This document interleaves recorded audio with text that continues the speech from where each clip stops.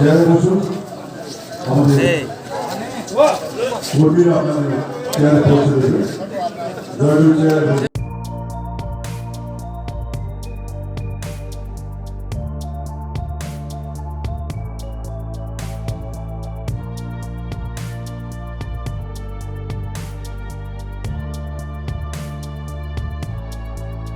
সরকার যতদিন থাকবে ততদিন এই প্রক্রিয়া চলতে থাকবে বন্ধুরা।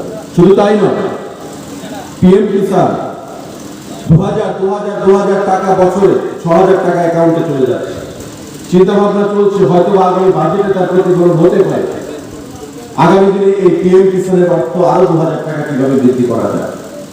শুধু 3 বার নয়, আরো একবার 4 বার বছরে এই টাকা কিভাবে প্রদান করা যায়, আরো 2000 টাকা কি করে বৃদ্ধি করা যায়। কৃষকদের অর্থনৈতিক বুনিয়াদকে শক্তিশালী করার লক্ষ্যে জন্মলগ্ন থেকে কৃষি ধানের মধ্যে কৃষি চাষ, সেখানে ধান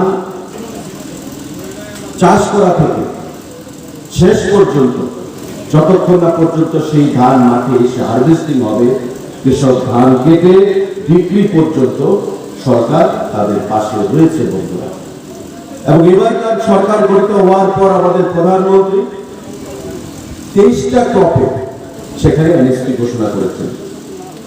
7টা, 8টা, 10টা, 12টা ক্রপ ছিল, এবার 23টা ক্রপে নতুন করে এমএসপি ঘোষণা করেছেন।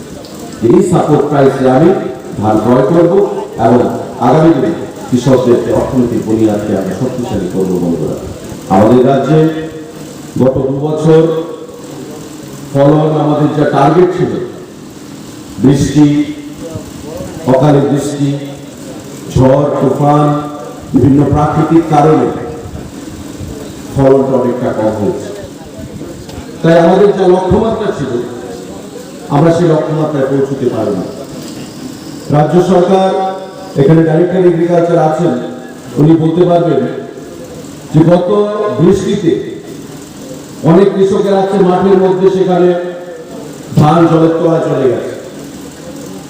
হয়তো টার্গেট ছিল যে আমার 10 এমটি ধান আসবে, হয়তো ধান এসছে 5 এমটি বা 4 এমটি, অর্ধেক ফলন হয়েছে।